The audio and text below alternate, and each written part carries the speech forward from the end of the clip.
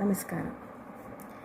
ಸ್ವರ್ಣಪ್ರಾಶನ ನಮಗೆಲ್ಲರಿಗೂ ಗೊತ್ತಿರೋ ಹಾಗೆ ಸುವರ್ಣ ಅಂದರೆ ಚಿನ್ನ, ಪ್ರಾಶನ ಅಂದರೆ ಅದರ ಸೇವನೆ. ಚಿನ್ನವನ್ನು ಅದರ ಔಷಧೀಯ ಗುಣಗಳ ಕಾರಣದಿಂದ ಸೇವಿಸುವಂಥದ್ದು. ಮಕ್ಕಳಲ್ಲಿ ಮಾಡುವಂತಹ ಈ ಸ್ವರ್ಣಪ್ರಾಶನದ ಬಗ್ಗೆ ಉಲ್ಲೇಖ ನಮಗೆ ಆಯುರ್ವೇದದ ಕೌಮಾರಭೃತ್ಯ ಎನ್ನುವಂತಹ ಶಾಖೆ, ಅಂದರೆ ಇವತ್ತಿನ ಕಾಲದಲ್ಲಿ ನಾವೇನು ಪೀಡಿಯಾಟ್ರಿಕ್ಸ್ ಅಂತ ಹೇಳ್ತೀವಿ, ಕೌಮಾರಭೃತ್ಯ ಅನ್ನುವಂಥ ಶಾಖೆಯಲ್ಲಿ ಕಾಶ್ಯಪ ಸಂಹಿತೆ ಎನ್ನುವಂತಹ ಗ್ರಂಥದಲ್ಲಿ ಇದರ ಬಗ್ಗೆ ಸಾಕಷ್ಟು ಮಾಹಿತಿಗಳು ನಮಗೆ ಸಿಕ್ಕುತ್ತೆ. ಈ ಸ್ವರ್ಣಪ್ರಾಶನದಿಂದ ಆಗುವಂತಹ ಪ್ರಯೋಜನ ಏನು?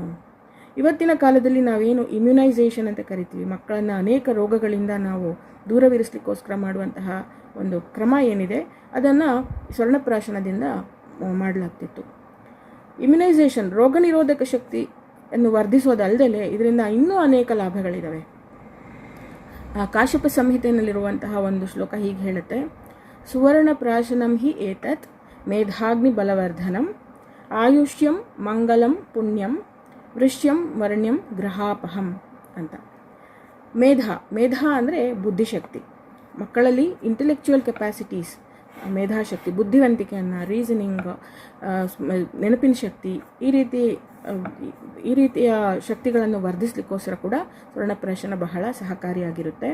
ಹಾಗೆಯೇ ಅಗ್ನಿ, ನಮ್ಮ ಶರೀರದಲ್ಲಿರುವ ಡೈಜೆಷನ್ ಕೆಪಾಸಿಟಿ ಏನಿರುತ್ತೆ, ನಾವು ಸೇವಿಸಿದಂತಹ ಆಹಾರ ಸರಿಯಾಗಿ ಪಚನಗೊಂಡು ಶರೀರ ಪುಷ್ಟಿ ಆಗಲಿಕ್ಕೆ ಬೇಕಾದಂತಹ ಒಂದು ವ್ಯವಸ್ಥೆ ಏನಿದೆ, ಅದು ಕೂಡ ಸುಸ್ಥಿತಿಯಲ್ಲಿ ಕಾರ್ಯನಿರ್ವಹಿಸುವ ಹಾಗೆ ಈ ಸ್ವರ್ಣಪ್ರಾಶನದಿಂದ ಆಗುತ್ತೆ.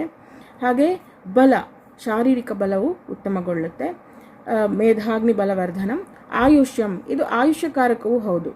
ಯಾವಾಗ ಶರೀರದಲ್ಲಿ ಎಲ್ಲ ರೀತಿಯ ಕಾರ್ಯಗಳು ಸರಿಯಾಗಿ ನಡೀತಾ ಇರುತ್ತೆ, ಎಲ್ಲ ಧಾತುಗಳು ಪುಷ್ಟಿಗೊಳ್ತಾ ಇರುತ್ತೆ, ಅಗ್ನಿ ಸರಿಯಾಗಿ ಕೆಲಸ ಮಾಡ್ತಾ ಇರುತ್ತೆ, ಇದು ಆಯುಷ್ಯಕಾರಕವಾಗಿ ಕೂಡ ಕೆಲಸ ಮಾಡುತ್ತೆ. ಇಷ್ಟೇನಾ ಅಂದರೆ ಇದಕ್ಕೆ ಇನ್ನೆರಡು ವಿಚಾರಗಳನ್ನು ಸೇರಿಸ್ತಾರೆ.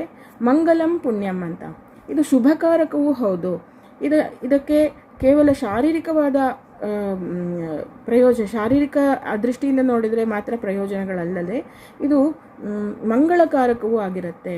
ಹಾಗಾಗಿ ನಾವು ಕೇಳಿರ್ಬೋದು, ಸ್ವರ್ಣಪ್ರಾಶನ ಸಂಸ್ಕಾರ ಅಂತ ಕೂಡ ಕರಿತೀವಿ. ಇದರಿಂದ ಮನಸ್ಸಿನ ಮೇಲೆ ಕೂಡ ಪರಿಣಾಮ ಆಗುವಂಥದ್ದು, ಸಂಸ್ಕಾರದ ಮೇಲೆ ಕೂಡ ಪರಿಣಾಮ ಆಗುವಂಥದ್ದು ನಮಗೆ ಕಂಡು ಬರುತ್ತೆ. ವೃಷ್ಯಂ ಅಂದರೆ ನಮ್ಮ ಶರೀರದಲ್ಲಿರುವ ಎಲ್ಲ ಧಾತುಗಳು ಪುಷ್ಟಿಗೊಳ್ಳುವಂಥದ್ದನ್ನ ವೃಷ್ಯಂ ಅಂತ ಕರೀತಾರೆ. ವರ್ಣ ಅಂದರೆ ಕಾಂಪ್ಲೆಕ್ಷನ್, ತ್ವಚೆಯ ಒಂದು ಕಾಂತಿ. ಸ್ವರ್ಣಪ್ರಾಶನದಿಂದ ತ್ವಚೆಯ ಕಾಂತಿ ಕೂಡ ಉತ್ತಮವಾಗೋದು ನಮಗೆ ಕಂಡು ಬರುತ್ತೆ. ಇನ್ನೊಂದು ಶಬ್ದ ಗ್ರಹಾಪಹಂ ಅನ್ನುವಂಥದ್ದನ್ನು ಇಲ್ಲಿ ಬಳಸೋದನ್ನು ನಾವು ಕಾಣ್ಬೋದು. ಗ್ರಹ ಬಾಧೆ ಅನ್ನೋದು ನಾವು ಅನೇಕ ಬಾರಿ ಕೇಳಿರ್ತೀವಿ, ಅಂದರೆ ಒಂದು ನೆಗೆಟಿವ್ ಎನರ್ಜಿಯಿಂದ ಮಕ್ಕಳಿಗೆ ತೊಂದರೆ ಆಗುವಂಥದ್ದು. ಈ ಸ್ವರ್ಣಪ್ರಾಶನದಿಂದ ಇದನ್ನು ನಾವು ಯಾವ ರೀತಿ ಅರ್ಥ ಮಾಡ್ಕೊಳ್ಬೋದು ಅಂದರೆ, ಕೆಲವು ಮಕ್ಕಳು ತುಂಬ ಅವರ ಸ್ವಭಾವದಲ್ಲಿ ಹಠ ಇರುತ್ತೆ, ತುಂಬ ರಚ್ಚೆ ಹಿಡಿದು ಗಲಾಟೆ ಮಾಡುವಂಥದ್ದು ಅವ್ರ ಸ್ವಭಾವದಲ್ಲಿರುತ್ತೆ. ಆ ಒಂದು ಕ್ವಾಲಿಟಿ, ಅದೊಂದು ನೆಗೆಟಿವ್ ಕ್ವಾಲಿಟಿಯನ್ನು ಕೂಡ ಈ ಸ್ವರ್ಣಪ್ರಾಶನ ತೆಗೆಯುತ್ತೆ ಅಂತ ಇದರಲ್ಲಿ ಹೇಳಿದ್ದಾರೆ. ಹಾಗೆ ನಮಗೆ ಅದು ಫಲಿತಾಂಶದಲ್ಲಿ ಕಂಡು ಬರುತ್ತೆ. ಹಾಗೆಯೇ ನಿರಂತರವಾಗಿ 1 ಮಾಸ ಪ್ರತಿನಿತ್ಯ ಕೊಡೋದ್ರಿಂದ ಪರಮ ಮೇಧಾವಿ ಆಗ್ತಾನೆ ಆ ಬಾಲಕ, ಆ ಮಗು ಪರಮ ಮೇಧಾವಿ ಆಗುತ್ತೆ ಅನ್ನುವಂಥ ಮಾತನ್ನು ಕೂಡ ಹೇಳ್ತಾರೆ. ಹಾಗೆ ಷಣ್ಮಾಸಾನ್ 6 ತಿಂಗಳ ಕಾಲ ಅದನ್ನು ನಿರಂತರವಾಗಿ ಕೊಡೋದ್ರಿಂದ ಶ್ರುತಧರ, ಒಮ್ಮೆ ಕಿವಿಗೆ ಬಿದ್ದದ್ದನ್ನು ಹಾಗೆಯೇ ನೆನಪಿಟ್ಕೊಂಡು ಹೇಳುವಂತಹ ಒಂದು ಕೆಪಾಸಿಟಿ ಮಗುವಿಗೆ ಬರುತ್ತೆ ಅನ್ನುವಂತಹ ಮಾತನ್ನು ಕೂಡ ಇದರಲ್ಲಿ ಹೇಳಿದ್ದಾರೆ. ಈ ಸ್ವರ್ಣಪ್ರಾಶನವನ್ನು ನಾವು ಪುಷ್ಯ ನಕ್ಷತ್ರದ ಹಾಕುವಂತಹ ಒಂದು ರೂಢಿ ಈಗ ನಮಗೆ ಬಳಕೆಯಲ್ಲಿದೆ. ಪುಷ್ಯ ನಕ್ಷತ್ರದ ದಿನವೇ ಯಾಕೆ ಅನ್ನುವಂತಹ ಒಂದು ಪ್ರಶ್ನೆ ಬರ್ಬೋದು. ಆಯುರ್ವೇದದಲ್ಲಿ ಔಷಧಿಯನ್ನು ಸಂಗ್ರಹಣೆ ಮಾಡಬೇಕಾದ್ರೆ, ಅಂದರೆ ಯಾವುದಾದ್ರೂ ಗಿಡದ ಭಾಗಗಳನ್ನು, ಮೂಲ, ಅದರದ್ದು ಬೇರೆ ಇರ್ಬೋದು, ಅದರ ಕಾಂಡ ಇರ್ಬೋದು, ಎಲೆ, ಹೂವು ಇತ್ಯಾದಿಗಳನ್ನು ಸಂಗ್ರಹಣೆ ಮಾಡಲಿಕ್ಕೆ ಕೂಡ ಕೆಲವೊಂದಕ್ಕೆ ಸ್ಪೆಸಿಫಿಕ್ ನಕ್ಷತ್ರಗಳನ್ನು ಹೇಳಿದ್ದಾರೆ. ಇಂತಹ ದಿನ ಔಷಧಿ ಸಂಗ್ರಹಣೆಯನ್ನು ಮಾಡಬೇಕು ಅಂತ. ಹಾಗೆ ಕೆಲವೊಂದು ಔಷಧಿ ತಯಾರಿಗೆ ಕೂಡ ನಕ್ಷತ್ರಗಳನ್ನು ಹೇಳಿದ್ದಾರೆ. ಔಷಧಿ ಸೇವನೆಗೆ ಕೂಡ ಅನೇಕ ನಕ್ಷತ್ರಗಳನ್ನು ಹೇಳಿದ್ದಾರೆ. ಇದು ನಿರಂತರವಾಗಿ ಕೂಡ ಮಾಡ್ಬೋದು. ಆದರೆ ಪುಷ್ಯ ನಕ್ಷತ್ರದ ದಿನ ಇದನ್ನು ರೂಢಿಯಲ್ಲಿ ಬಂದಿರೋದಕ್ಕೆ ಒಂದು ಕಾರಣ ಏನಂದರೆ, ಪುಷ್ಯ ನಕ್ಷತ್ರದ ದಿನ ಕಟಕ ರಾಶಿ ಇರುತ್ತೆ. ಕಟಕ ರಾಶಿಯ ಅಧಿಪತಿ ಚಂದ್ರ ಆಗಿರ್ತಾನೆ. ಚಂದ್ರನ ಪ್ರಭಾವ ಶರೀರದ ಮೇಲೆ ಕೂಡ ಉಂಟು, ಹಾಗೆ ಮುಖ್ಯವಾಗಿ ಚಂದ್ರನ ಪ್ರಭಾವ ಮನಸ್ಸಿನ ಮೇಲೆ ಕೂಡ ಇರುತ್ತೆ. ಹಾಗಾಗಿ ಸ್ವರ್ಣಪ್ರಾಶನದ ಪ್ರಭಾವ ಮಕ್ಕಳಿಗೆ ಚೆನ್ನಾಗಿ ಉಂಟಾಗಲಿಕ್ಕೋಸ್ಕರ ಈ ದಿನವನ್ನು ಆಯ್ಕೆ ಮಾಡಿಕೊಂಡಿದ್ದಾರೆ. ಇದನ್ನು ನಿರಂತರವಾಗಿ ಶ್ಲೋಕದಲ್ಲಿ ಹೇಳಿದಾಗೆ ಪ್ರತಿನಿತ್ಯ ಕೂಡ ಕೊಡ್ಬೋದು, ತಿಂಗಳ ಇಡೀ ಒಂದು ಮಾಸ, ಹಾಗೆಯೇ ಪ್ರತಿನಿತ್ಯ 6 ತಿಂಗಳವರೆಗೆ ಕೂಡ ಕೊಡ್ಬೋದು. ಆದರೆ ಈಗ ಪುಷ್ಯ ನಕ್ಷತ್ರದ ದಿನ ಕೊಡುವಂತಹ ಒಂದು ಪದ್ಧತಿ ಏನಿದೆ ಅದರಿಂದನೂ ನಮಗೆ ಸಾಕಷ್ಟು ಫಲಿತಾಂಶ ಸಿಕ್ಕುವಂಥದ್ದು ಕಂಡು ಬರ್ತಾ ಇದೆ. ಹಾಗೆ ಸ್ವರ್ಣಪ್ರಾಶನದಲ್ಲಿ ಇರುವಂತಹ ಔಷಧಿಗಳೇನು ಅನ್ನುವಂಥದ್ದು ಕೂಡ ಅನೇಕರಿಗೆ ಒಂದು ಪ್ರಶ್ನೆ ಇರುತ್ತೆ. ಸ್ವರ್ಣಪ್ರಾಶನವು ಒಂದು ಘೃತ ಮಾಧ್ಯಮದಲ್ಲಿರುತ್ತೆ, ಅಂದರೆ ಇದೊಂದು ತುಪ್ಪದ ರೂಪದಲ್ಲಿರುವಂತಹ ಔಷಧಿ. ಆ ತುಪ್ಪವನ್ನು ಸಂಸ್ಕರಿಸಿ ಗಿಡಮೂಲಿಕೆಗಳ ಜೊತೆಗೆ ಶುದ್ಧ ಗೋಘೃತ ಅಂದರೆ ದೇಶಿ ಆಕಳಿನ ತುಪ್ಪದಲ್ಲಿ ಅದನ್ನು ಸಂಸ್ಕರಿಸಿ ಮಾಡುವಂತಹ ಘೃತ. ಆ ಘೃತದಲ್ಲಿ ಸ್ವರ್ಣ ಭಸ್ಮವನ್ನು ಕೂಡ ಹಾಕಲಾಗುತ್ತೆ. ನಿಗದಿತ ಪ್ರಮಾಣದಲ್ಲಿ ಅದನ್ನು ಹಾಕುವಂಥದ್ದು. ಈ ಘೃತದ ತಯಾರಿಯಲ್ಲಿ ನಾವು ಬಳಸುವಂತಹ ವಸ್ತುಗಳು ಅಮೃತ ಬಳ್ಳಿ, ಶಂಖಪುಷ್ಪಿ, ವಚ ಅಂದರೆ ಬಜೆ ಅಂತ ಏನು ಹೇಳ್ತೀವಿ ಅದು, ಹಿಪ್ಪಲಿ, ಅಶ್ವಗಂಧ, ಶತಾವರಿ, ಹೀಗೆ ಇನ್ನೂ ಅನೇಕ ದ್ರವ್ಯಗಳನ್ನು ಹಾಕಿ ಅದನ್ನು ಸಂಸ್ಕರಿಸಿ ತಯಾರು ಮಾಡಲಾಗುತ್ತೆ. ಈ ಸ್ವರ್ಣಪ್ರಾಶನದ ಈ ಘೃತವನ್ನು ನಿಶ್ಚಿತ ಪ್ರಮಾಣದಲ್ಲಿ ಮಕ್ಕಳಿಗೆ ಹಾಕುವಂಥದ್ದು, ಪುಷ್ಯ ನಕ್ಷತ್ರದಿಂದ ಹಾಕುವಂಥದ್ದು ಈಗ ಪದ್ಧತಿ ನಮ್ಮಲ್ಲಿ ಚಾಲ್ತಿಯಲ್ಲಿದೆ.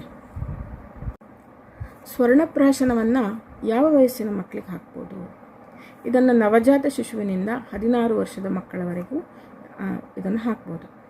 ಜಾತಕರ್ಮ ಅನ್ನುವಂತಹ ಸಂಸ್ಕಾರದಲ್ಲಿ ಇದರ ಉಲ್ಲೇಖ ಬರುತ್ತೆ. ಸ್ವರ್ಣವನ್ನು ಮಗುವಿಗೆ ಪ್ರಾಶನ ಮಾಡಿಸುವಂತಹ ಉಲ್ಲೇಖ ಬರುತ್ತೆ. ಹಾಗೆಯೇ 16 ವರ್ಷದವರೆಗೆ ಕೂಡ ಇದನ್ನು ಕೊಡೋದ್ರಿಂದ ಸಾಕಷ್ಟು ಉತ್ತಮ ಫಲಿತಾಂಶಗಳು ನಮಗೆ ಸಿಕ್ಕುತ್ತೆ. ಈ ಸ್ವರ್ಣಪ್ರಾಶನದ ವಿಷಯದಲ್ಲಿ ಪೋಷಕರಿಗೆ ಅನೇಕ ಬಾರಿ ಒಂದಿಷ್ಟು ಸಂದೇಹಗಳು ಬರುತ್ತೆ. ಉದಾಹರಣೆಗೆ, ಮಗುಗೆ ಜ್ವರ ಇದ್ದಾಗ ಸ್ವರ್ಣಪ್ರಾಶನವನ್ನು ಹಾಕಿಸ್ಬೋದೇ ಬೇಡವೇ ಅಂತ. ಸ್ವರ್ಣಪ್ರಾಶನವನ್ನು ಪ್ರಾರಂಭ ಮಾಡೋ ದಿನ ಮಗುವಿಗೆ ಜ್ವರ ಇದ್ದರೆ ಅವತ್ತಿನ ದಿನ ಸ್ವರ್ಣಪ್ರಾಶನವನ್ನು ಪ್ರಾರಂಭ ಮಾಡೋದು ಬೇಡ. ಅಂದರೆ ಒಮ್ಮೆ ಪ್ರಾರಂಭ ಮಾಡಿ ಆಗಿದೆ, ಈಗಾಗಲೇ ಅನೇಕ ಬಾರಿ ಹಾಕಿಸಿ ಆಗಿದೆ, ಮತ್ತು ಮಧ್ಯದಲ್ಲಿ ಜ್ವರ ಬಂದಿದೆ ಅಂತ ಆದರೆ ಜ್ವರದ ತೀವ್ರತೆಯನ್ನು ನೋಡಿಕೊಂಡು ಸ್ವರ್ಣಪ್ರಾಶನವನ್ನು ಹಾಕಿಸ್ಬೋದು ಅಥವಾ ಹಾಕಿಸದೇ ಇರ್ಬೋದು. ತೀವ್ರವಾದ ಜ್ವರ ಇದ್ದರೆ ಸ್ವರ್ಣಪ್ರಾಶನವನ್ನು ಹಾಕಿಸದೇ ಇರೋದೇ ಒಳ್ಳೆಯದು. ಮೈಲ್ಡ್ ಫೀವರ್, ಸ್ವಲ್ಪ ಸಣ್ಣ ಮಟ್ಟದ ಜ್ವರ ಇದೆ ಅಂದರೆ ಖಂಡಿತವಾಗಿ ಸ್ವರ್ಣಪ್ರಾಶನವನ್ನು ಹಾಕಿಸ್ಬೋದು. ಹಾಗೆಯೇ ಆಹಾರದ ಮೊದಲು ಹಾಕಿಸ್ಬೇಕಾ ಅಥವಾ ಆಹಾರದ ನಂತರ ಹಾಕಿಸ್ಬೇಕಾ ಅನ್ನುವಂತಹ ಪ್ರಶ್ನೆ ಕೂಡ ಬರುತ್ತೆ. ಆಹಾರದ ಮೊದಲು ಸ್ವರ್ಣಪ್ರಾಶನವನ್ನು ಹಾಕಿಸೋದು ಉತ್ತಮ, ಎಲ್ಲ ರೀತಿಯಿಂದನೂ ಉತ್ತಮ. ಬೆಳಗ್ಗೆ ಹೊಟ್ಟೆ ಖಾಲಿ ಇರುವಾಗ ಹಾಕಿಸೋದ್ರಿಂದ ಇನ್ನೂ ತುಂಬ ಉತ್ತಮವಾದ ಫಲಿತಾಂಶಗಳು ಇದರಿಂದ ಸಿಕ್ಕುತ್ತೆ. ಆಹಾರದ ಮೊದಲು ಹಾಕಿಸೋದಾದರೆ ಕನಿಷ್ಠ ಸ್ವರ್ಣಪ್ರಾಶನಕ್ಕೂ ಆಹಾರಕ್ಕೂ ಒಂದು 20ರಿಂದ 30 ನಿಮಿಷ ಅಷ್ಟು ಅಂತರನಾದರೂ ಇರಬೇಕು. ಆಹಾರದ ನಂತರ ಹಾಕಿಸೋದಾದರೆ ಒಂದು 1ರಿಂದ 1.5 ಗಂಟೆ ನಂತರ ಸ್ವರ್ಣಪ್ರಾಶನವನ್ನು ಹಾಕಿಸುವಂಥದ್ದು ಬಹಳ ಒಳ್ಳೆಯದು. ಹಾಗೆ ಸ್ವರ್ಣಪ್ರಾಶನದ ದಿನ ಮಾತ್ರ ಅಲ್ಲ, ಬಾಕಿಯಂತೆ ಕೂಡ ಯಾವುದೇ ರೀತಿಯ ಬೇಕರಿ ತಿನಿಸುಗಳಿರ್ಬೋದು, ಆ ರೀತಿಯ ಜಂಕ್ ಆಹಾರಗಳನ್ನು ಮಕ್ಕಳಿಗೆ ಕೊಡದೇ ಇರೋದು ಬಹಳ ಒಳ್ಳೆಯದು. ಹಾಗೆ ಅನೇಕರು ಕೇಳ್ತಾರೆ, ಸ್ವರ್ಣಪ್ರಾಶನ ದಿನ ಮಕ್ಕಳಿಗೆ ನಾನ್ ವೆಜಿಟೇರಿಯನ್ ಫುಡ್ ಕೊಡ್ಬೋದಾ ಅಂತ. ನಾನು ಮೊದಲೇ ಹೇಳಿದಾಗೆ ಇದೊಂದು ಸಂಸ್ಕಾರ ಕೂಡ ಆಗಿರೋದ್ರಿಂದ ಅವತ್ತು ಆದಷ್ಟು ಸಾತ್ವಿಕ ಆಹಾರವನ್ನು ಕೊಡೋದು ಎಲ್ಲ ರೀತಿಯಿಂದನೂ ಸೂಕ್ತವಾಗಿರುತ್ತೆ. ಹಾಗೆ ಸ್ವರ್ಣಪ್ರಾಶನವನ್ನು ಪ್ರಾರಂಭ ಮಾಡಿದ ಮೇಲೆ ಕೆಲವರು 10, 11, 12 ವರ್ಷದವರೆಗೇನು ಕೂಡ ಅವರು ಅದನ್ನು ಕಂಟಿನ್ಯೂ ಮಾಡ್ತಾ ಇರ್ತಾರೆ. ಆಗ ಹೆಣ್ಣು ಮಕ್ಕಳಲ್ಲಿ ಮಾಸಿಕ ಸ್ರಾವ ಕಾಣಿಸ್ಕೊಳ್ಬೋದು. ಮಾಸಿಕ ಸ್ರಾವದ ಸಮಯದಲ್ಲಿ ಸ್ವರ್ಣಪ್ರಾಶನದ ಒಂದು ಪುಷ್ಯ ನಕ್ಷತ್ರವು ಬಂದಾಗ ಇದನ್ನು ಹಾಕಿಸ್ಬೋದು ಬೇಡವೋ ಅನ್ನುವಂತಹ ಪ್ರಶ್ನೆ ಬರುತ್ತೆ. ಇದನ್ನು ಅವಶ್ಯವಾಗಿ ಹಾಕಿಸ್ಬೋದು, ಇದರಿಂದ ಯಾವುದೇ ರೀತಿಯ ಅಡ್ಡ ಪರಿಣಾಮಗಳು ಇರೋದಿಲ್ಲ. ಸಾವಿರಾರು ವರ್ಷಗಳ ಹಿಂದೆ ನಮ್ಮ ಪ್ರಾಚೀನರು, ನಮ್ಮ ಋಷಿಗಳು ಕೊಟ್ಟಂತಹ ಈ ಒಂದು ಜ್ಞಾನ ನಮಗೆ ಇವತ್ತಿನ ಆಧುನಿಕ ಕಾಲದಲ್ಲಿ ಹಿಂದೆಂದಿಗಿಂತಲೂ ಹೆಚ್ಚು ಅವಶ್ಯಕವಾಗಿರುವುದು ಕಂಡುಬರುತ್ತೆ. ಇದರಿಂದ ಮಕ್ಕಳು ಶಾರೀರಿಕವಾಗಿಯೂ ಮಾನಸಿಕವಾಗಿಯೂ ಸದೃಢರಾಗಿ ಉತ್ತಮ ಸಂಸ್ಕಾರವನ್ನು ಹೊಂದಿದವರಾಗಿ ಉಜ್ವಲ ಭವಿಷ್ಯವನ್ನು ಹೊಂದಲಿ ಅಂತ ನಾನು ಆಶಿಸ್ತೀನಿ. ಧನ್ಯವಾದಗಳು.